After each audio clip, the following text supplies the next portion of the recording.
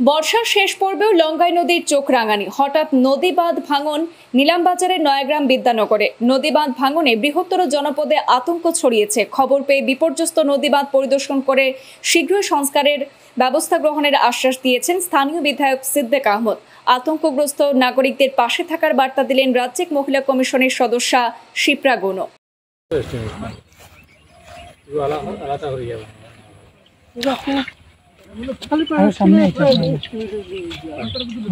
নীলামবাজারের নয়াগ্রাম বিদ্যানগর এলাকায় লঙ্গাই নদীর তীরবর্তী বাঁধের একটি অংশ আকস্মিকভাবে ভেঙে পড়ায় স্থানীয় বাসিন্দাদের মধ্যে আতঙ্ক ছড়িয়ে পড়েছে।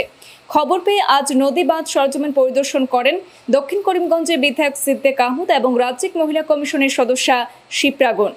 সেখানকার সার্বিক পরিস্থিতি খতিয়ে দেখে বাসিন্দাদের আতঙ্কিত না হয়ে সতর্কতা অবলম্বনের পরামর্শ দিয়ে শীঘ্রই বাঁধ সংস্কারে উদ্যোগ গ্রহণ করার আশ্বাস দিয়েছেন স্থানীয় বিধায়ক সিদ্দিক আহমদ। স্থানীয়দের মতে দ্রুত বাঁধ সংস্কার করা না হলে যে কোনো সময় নদী ভাঙনে বড় ক্ষয়ক্ষতির আশঙ্কা রয়েছে। ভুক্তভোগী মানুষের পাশে থাকার বার্তা দিয়ে এদিন নয়াগ্রাম বিদ্যানগর সরজমিন পৌঁছে বিজেপি নেত্রী তথা রাজ্যিক মহিলা কমিশনের সদস্যা শিপ্রা গনো সেখানে পরিদর্শন করেন।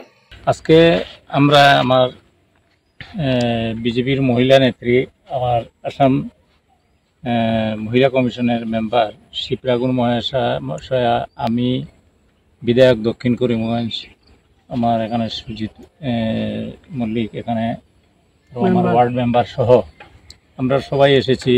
এই বাঁধ যেভাবে ভাঙছে এটা পরিদর্শন করার জন্য এসেছি। তো যে অবস্থা দেখলাম, যদি ফ্লাড আসে তাহলে এই অঞ্চল দিয়ে মানে ভাঙার 100% সম্ভাবনা আছে। সুতরাং আমি একটা এস্টিমেট বানিয়ে এটা নিয়ে আমি আমাদের ওয়াটার রিসোর্স মিনিস্টারের সাথে দেখা করব, সাথে আমার মাননীয় মুখ্যমন্ত্রীর সাথেও আলোচনা করব যে ইমিডিয়েট যাতে এটা প্রোটেকশনের ব্যবস্থা করা হয়, না হলে আগামী দিনে আমাদের সমস্ত অঞ্চল প্লাবিত হবে এবং এই অঞ্চলের কোনো ক্ষেত, কৃষি, ঘর বাড়ি, কোনো বিভিন্ন প্রতিষ্ঠান, কলেজ, এখানে school, high school, higher secondary সব আছে, সবগুলা ধ্বংস হবে। সুতরাং ইমিডিয়েট যাতে তার প্রোটেকশনের ব্যবস্থা হয়, তার জন্যে আমি মাননীয় মন্ত্রী এবং মুখ্যমন্ত্রীর সাথে আলোচনা করব। এলাকাবাসী তো পুরো আতঙ্কিত হয়ে গেছেন। এটা হঠাৎ করে কি করে হলো? কিছুজন বলছে যে এই বালি খনন নিয়ে, যে অবৈধভাবে এখানে বালি খনন হচ্ছে, এটা নিয়ে হয়তো এখানে ধসে গেছে। এখানে অলরেডি আগের কাজ হয়েছে যে এই ডিপার্টমেন্ট থেকে জিও ব্যাগ প্রোটেকশন দেওয়া আছে, এরপরেও এই ইয়েটা ধসে গেছে।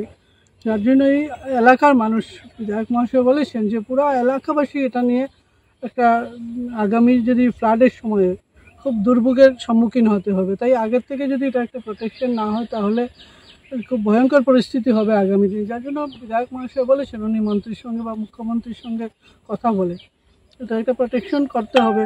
এই রাস্তাটা অলরেডি স্যাংশন পিডব্লিউডি থেকে, এটার মধ্যে অলরেডি হয়ে গেছে, 2 কিলোমিটার রাস্তা দেওয়া হয়েছে, 2 কিলোমিটার হয়ে গেছে, কিন্তু পিডব্লিউডি কিন্তু এটা প্রোটেকশন নিয়ে এস্টিমেটে নেই। ওটা যদি কিছু করা যায়, এটা স্টার্টিং কি NH8, এটা স্টার্টিং কি NH8 থেকে শুরু হবে নাকি? NH8 থেকে শুরু হবে, NH8 থেকে। হ্যাঁ, সুতরাং এই 2 কিলোমিটার মধ্যেই এটা পড়ে। আচ্ছা, হ্যাঁ, যার জন্য এখানের কোনো প্রোটেকশন নতুনভাবে এটা এই যে নদীর ইরিগেশন হয়েছে, এটা আগে ছিল না, যার জন্য এটা এস্টিমেটে নেই। তো এটাতে কিভাবে করা যায় তার জন্য আমরা এক্সিকিউটিভ সাথেও আলোচনা করব এবং আমাদের বিভাগীয় মন্ত্রীর সাথে আলোচনা করব।